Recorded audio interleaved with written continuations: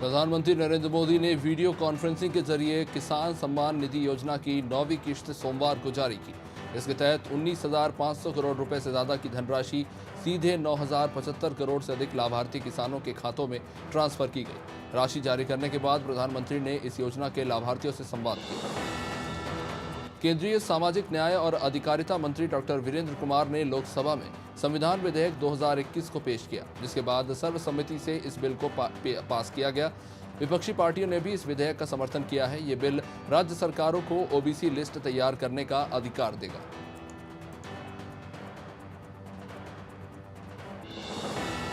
संसद में सोमवार से मानसून सत्र के आखिरी सप्ताह की कार्यवाही शुरू हो गई। सदन की कार्यवाही शुरू होते ही स्वर्ण पदक विजेता नीरज चोपड़ा समेत सभी ओलंपिक खिलाड़ियों को बधाई दी गई।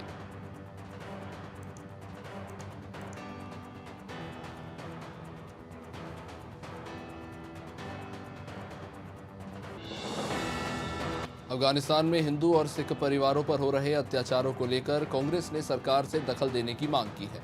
कांग्रेस नेता जयवीर शेरगिल ने विदेश मंत्री एस जयशंकर को पत्र लिखकर अफगानिस्तान से हिंदू और सिख समुदाय के लोगों को निकालने की गुहार लगाई है। जयवीर शेरगिल ने यह पत्र ट्विटर पर भी शेयर किया है। पश्चिम बंगाल की मुख्यमंत्री ममता बनर्जी ने केंद्रीय गृहमंत्री अमित शाह पर बड़े आरोप लगाए हैं। उन्होंने कहा कि हाल ही में उनके भतीजे और तृणमूल कांग्रेस के राष्ट्रीय महासचिव अभिषेक बनर्जी समेत अन्य छात्र नेताओं पर हुए हमले के लिए शाह जिम्मेदार हैं। उन्होंने ये भी कहा कि वे इन सब हरकतों से डरने वाले नहीं हैं।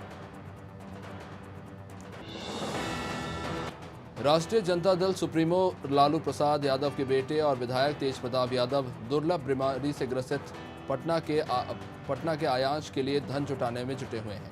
उन्होंने लोगों से मदद की अपील की है। साथ ही इसके लिए आरजेडी कार्यालय में एक बॉक्स भी लगवाया है। तेज प्रताप ने मासूम आयांश के घर जाकर उसका हाल भी जाना। असम मिजोरम सीमा विवाद को लेकर 9 अगस्त को राजधानी दिल्ली में बैठक हुई। ताज़ा रिपोर्ट के मुताबिक असम के मुख्यमंत्री हेमंत बिस्वा समेत असम मिजोरम सीमा विवाद के सिलसिले में प्रधानमंत्री नरेंद्र मोदी और गृहमंत्री अमित शाह से मुलाकात कर चुके हैं। अब उन्होंने केंद्रीय मंत्री किशन रेड्डी से मुलाकात की है।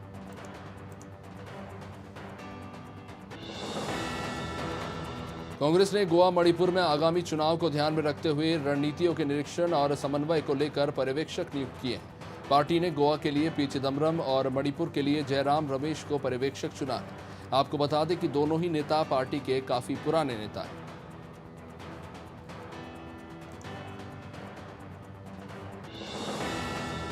देवस्थानम बोर्ड को खत्म करने की मांग को लेकर चारधाम तीर्थ पुरोहित हकूकधारी महापंचायत समिति ने 17 अगस्त के बाद पूरे प्रदेश में सरकार के खिलाफ बिगुल बजाने का ऐलान कर दिया है।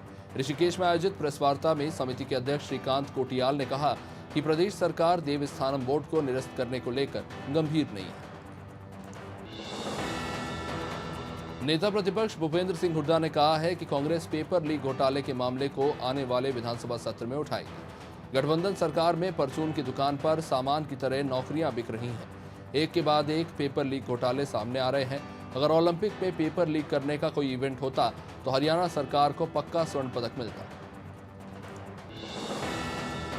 राष्ट्रीय जनता दल एक बार फिर अंदरूनी कलह से जूझ रही है। पार्टी प्रमुख लालू यादव के बड़े बेटे तेज प्रताप यादव के बयानों से पार्टी के भीतर नेताओं में नाराजगी बढ़ रही है। वहीं तेजस्वी यादव भी दूरियां बना रहे हैं। दोनों के बीच वर्चस्व को लेकर मनमुटाव की खबरें आ रही हैं। इधर भाजपा ने पार्टी में खटपट को लेकर राजद और तेज प्रताप पर चुटकी ली है।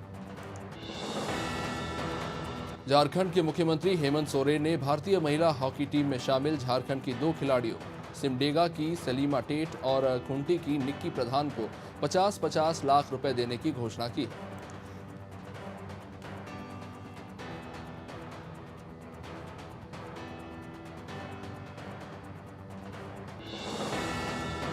राजभवन में निजी विश्वविद्यालय विनियामन की आयोग की समीक्षा बैठक का आयोजन हुआ, जिसमें प्रदेश के राज्यपाल मंगू भाई पटेल भी शामिल हुए। बैठक को संबोधित करते हुए उन्होंने कहा कि निजी विश्वविद्यालयों में छात्र हित संरक्षण में विनियामक आयोग प्रभावी भूमिका निभाए। साथ ही समस्याओं के समाधान की प्रक्रिया पारदर्शी और प्रभावी होनी चाहिए। प्रदेश के सहकारिता मंत्री अरविंद सिंह भदौरिया सोमवार को भिंड के अटेर पहुंचे थे। भदौरिया ने यहां के बाढ़ प्रभावित गांव का दौरा किया और शोकाकुल परिवार से मिलकर शोक संवेदनाएं व्यक्त की। भदौरिया सबसे पहले सियोड़ा गांव पहुंचे थे, जहां पिछले दिनों 2 सगे भाइयों की कुंवारी नदी में डूबने से मौत हो गई थी।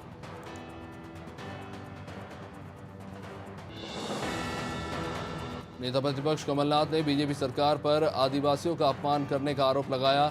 कमलनाथ ने कहा कि हमने आदिवासी दिवस पर अवकाश देना शुरू किया था, लेकिन बीजेपी ने उस पर रोक लगा दी। उन्होंने सरकार को आदिवासी विरोधी करार दिया। कमलनाथ ने कहा कि ये विश्व आदिवासी दिवस है, ये मध्य प्रदेश का आदिवासी दिवस नहीं है। चंबल नदी का जलस्तर लगातार कम होता जा रहा है। इसी को देखने के लिए लोग मुरैना में बने चंबल नदी का पुराना पुल देखने पहुंच रहे हैं। हालांकि चंबल अभी खतरे के निशान पर बह रही है, मगर प्रशासन की लापरवाही के चलते बच्चे और महिलाएं पुराने पुल से नदी का जलस्तर देखने पहुंच रहे हैं।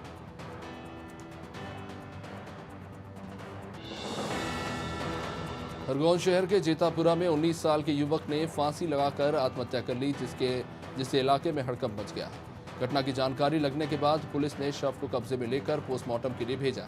फिलहाल पुलिस इस पूरे मामले की जांच कर रही है।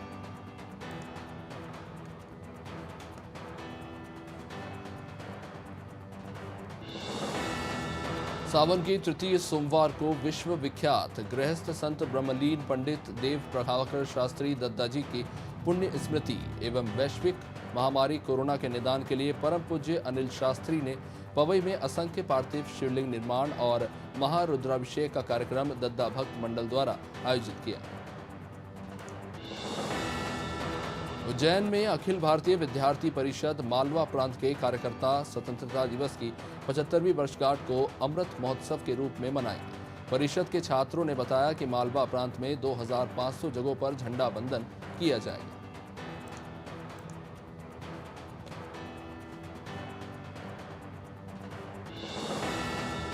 समाजसेवी और युवा नेता हकीम सिंह रावत ने करेरा के राम राजा गार्डन में प्रेस वार्ता की।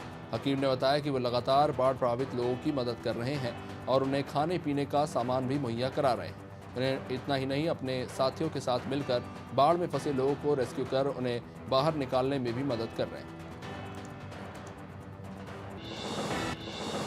डिंडोरी के अमरपुर ब्लॉक के ग्राम कमको मोहनिया जिले गांव में विश्व आदिवासी दिवस मनाया गया, जिसमें आदिवासी समाज के लोगों की सुरक्षा, संस्कृति और मानव अधिकारों के संवर्धन और संरक्षण को बढ़ावा देने के लिए कार्यक्रम आयोजित किए जाते हैं।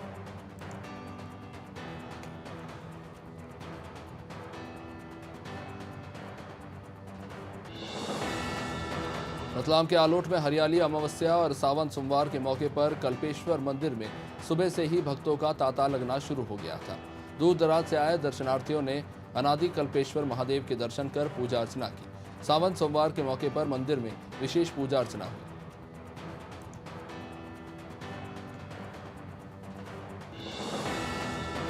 बड़वानी जिले की जुलवानिया नगर में पवित्र श्रावण मास के तीसरे सोमवार को कांवड़ यात्रा निकाली गई।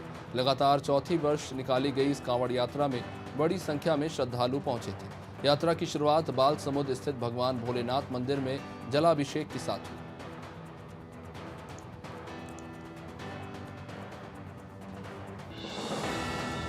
मध्य प्रदेश के बहोरी बंद में सावन महीने के पावन पर्व पर ब्रह्मलीन संत पंडित देव प्रभाकर जी की कर्मभूमि तपोभूमि घनश्याम बाग आश्रम में असंख्य पार्थिव शिवलिंग निर्माण का कार्यक्रम आयोजित किया गया।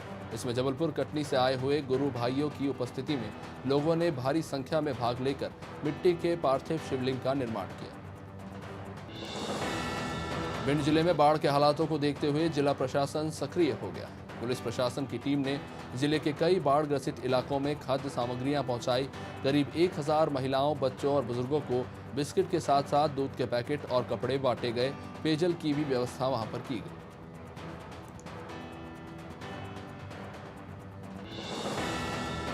मध्य प्रदेश में बारिश को लेकर एक बार फिर अलर्ट जारी किया गया है। मौसम वैज्ञानिकों ने 12 जिलों में भारी बारिश की संभावना जताई है। मौसम विभाग ने राजगढ़, विदिशा, आगर, मालवा, अशोकनगर, गुना, शिवपुरी, श्योपुर, अनूपपुर, शहडोल के साथ साथ सागर, टीकमगढ़ और निवाड़ी में भारी बारिश की चेतावनी जारी की है।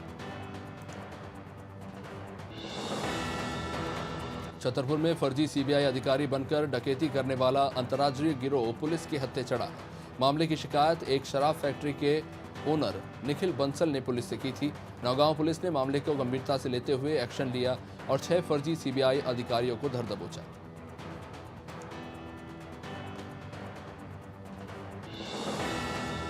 लगातार हो रही बारिश की वजह से प्रदेश के कई जिलों में बाढ़ जैसी स्थिति बन गई।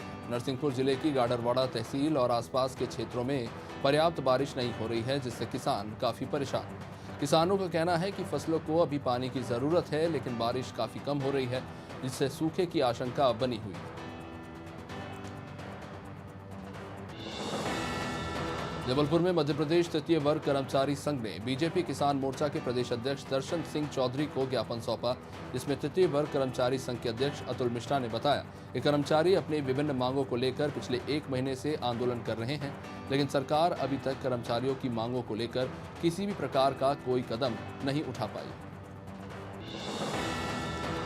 कोलारस में सिंध नदी से चांदी के सिक्के मिलना ग्रामीणों के लिए कौतूहल का विषय बना हुआ है। दरअसल कोलारस में बाढ़ के कारण सिंध नदी भी उफान पर थी, लेकिन बीते कुछ दिनों से सिंध नदी का पानी कम हो रहा है। इस बीच रन्नौत थाना क्षेत्र में सिंध नदी के किनारे ग्रामीणों को पुराने समय के चांदी के सिक्के मिले। बिछोर के भौती थाना क्षेत्र के खोड़ चौकी गांव में करंट लगने से 8 साल के बच्चे की मौत हो गई। इस घटना से पूरे इलाके में मातम पसरा हुआ है। जानकारी के मुताबिक बाढ़ की वजह से पानी घर में भर गया। किसी तरह से घर से पानी निकाला गया, जिसके बाद घर को सुखाने के लिए कूलर चलाना पड़ा, लेकिन इस बीच अचानक बच्चा करंट की चपेट में आ गया, जिससे उसकी मौत हो गई। शिवपुरी में चोरों ने पुलिस अधिकारियों के घर पर ही धावा बोल दिया और सिलेंडर सहित घर के अन्य सामान लेकर फरार हो गए। जानकारी के मुताबिक पुलिस लाइन में तिघरा टीआई मनीष चौहान और भटनावर चौकी प्रभारी बलविंदर ढिल्लन के घर को चोरों ने निशाने पर लिया। दोनों अधिकारियों के घर पर कुछ दिनों से ताला लटका हुआ था।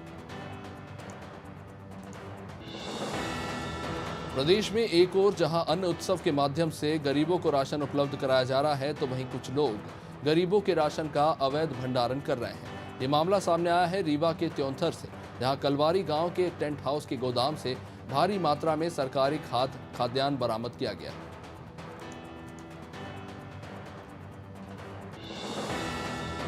सावन के तीसरे सोमवार के मौके पर उज्जैन में सुबह से ही शिव मंदिरों में भक्तों का तांता लगा रहा। उज्जैन के महाकालेश्वर मंदिर में दर्शन के लिए दूर दूर से श्रद्धालु पहुंच रहे थे। हालांकि कोरोना गाइडलाइन के कारण बाबा महाकाल की भस्मारती में श्रद्धालुओं के प्रवेश पर पूरी तरह से प्रतिबंध लगा हुआ है। दर्शन के लिए मंदिर समिति ने नियम कायदे तय किए।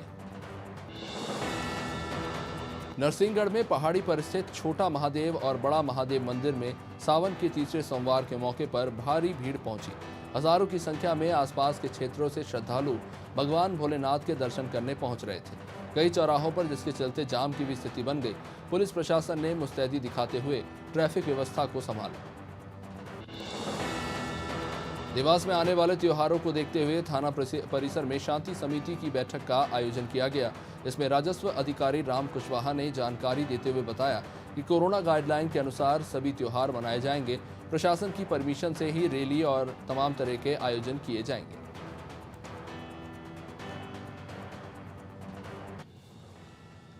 पुनासा की नवलगांव ग्राम पंचायत में प्रधानमंत्री गरीब कल्याण योजना के तहत पात्र हितग्राहियों को राशन वितरित किया गया।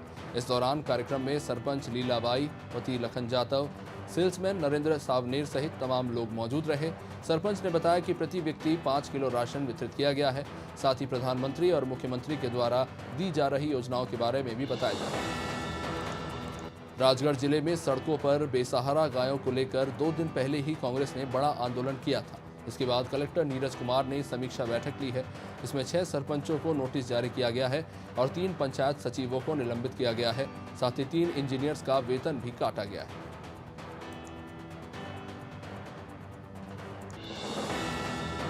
बाबई के माखन नगर में वैक्सीनेशन के लिए लोगों में काफी उत्साह देखने को मिल रहा है, लेकिन जिस तरह से लोग नियमों की अनदेखी कर रहे हैं, ऐसे में ये लापरवाही कोरोना काल में भारी पड़ सकती है। नगर परिषद के नए भवन में संचालित वैक्सीनेशन सेंटर पर सोमवार को लोगों ने भारी भीड़ जुटाई। सेंटर पर इकट्ठा सैकड़ों लोग कोविड नियमों की धज्जियां उड़ाते नजर आए। छतरपुर के नौगांव यात्री कॉम्प्लेक्स बस स्टैंड पर एक नवजात बच्ची थैले में रखी मिली। बच्चे की आवाज सुनने के बाद वहां मौजूद लोगों ने इसकी जानकारी पुलिस को दी। मौके पर पहुंची पुलिस ने बच्ची को लेकर अस्पताल में उसे भर्ती कराया, जहां डॉक्टरों ने बच्ची को पूरी तरह से स्वस्थ बताया।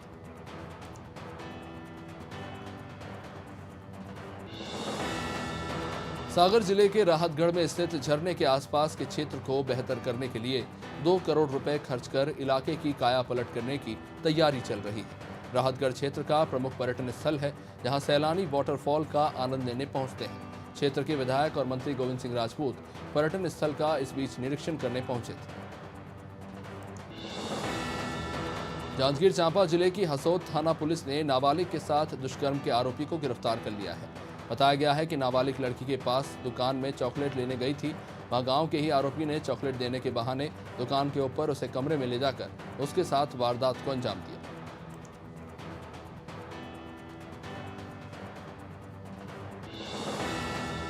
वहीं कांकेर में भी विश्व आदिवासी दिवस के मौके पर कार्यक्रमों का आयोजन हुआ। वर्चुअल माध्यम से सीएम भूपेश बघेल इस कार्यक्रम में शामिल हुए थे। कार्यक्रम में आदिवासियों को वन अधिकार पट्टों का वितरण किया गया। साथ ही एकलव्य और प्रयास स्कूलों के 4 मेधावी छात्रों को 50-50 हजार रुपयों की छात्रवृत्ति दी गई।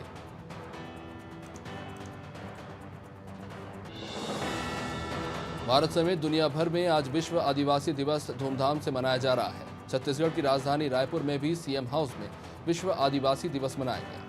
आदिवासी दिवस पर आयोजित कार्यक्रम में मुख्यमंत्री बघेल भी शामिल हुए। उन्होंने विश्व आदिवासी दिवस की सभी को बधाई दी।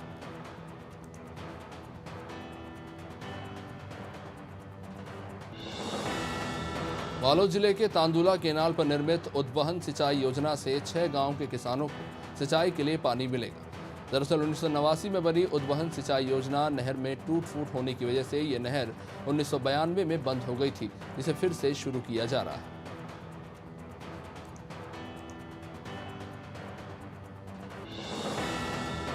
सावन मास के तीसरे सोमवार को भक्तों ने भगवान भोलेनाथ की आराधना की। इस दौरान बिलासपुर के सिद्ध तंत्रपीठ भैरव मंदिर रतनपुर में 1.25 लाख पार्थिव शिवलिंग का निर्माण किया जा रहा है। यह आयोजन विश्व कल्याण और जन कल्याण के लिए कराया जा रहा है।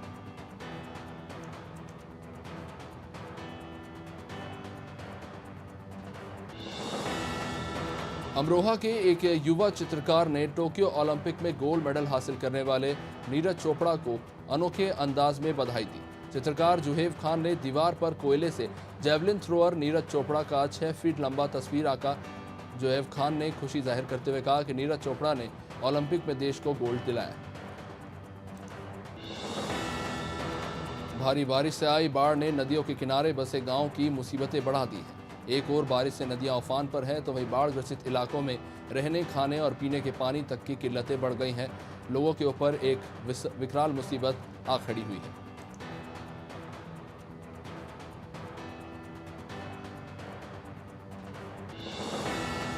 एटा पुलिस को बड़ी सफलता मिली है। पुलिस ने महज 24 घंटे में हत्या के आरोपी को गिरफ्तार किया है। पुलिस ने बताया कि पत्नी ने अपने प्रेमी के साथ मिलकर पति को मौत के घाट उतार दिया। आरोपी मृतक के साथ डीजे बजाने का काम करता था। पुलिस ने पत्नी और उसके प्रेमी को गिरफ्तार कर लिया। अमरोहा जनपद के थाना सैद नगली क्षेत्र के ढक्का में बारिश होने से लोगों को गर्मी से राहत मिल गई। तेज बारिश के चलते सड़कों पर हालांकि पानी भर गया, वहीं कई लोग बारिश के पानी में नहाने का लुत्फ उठाते नजर आए।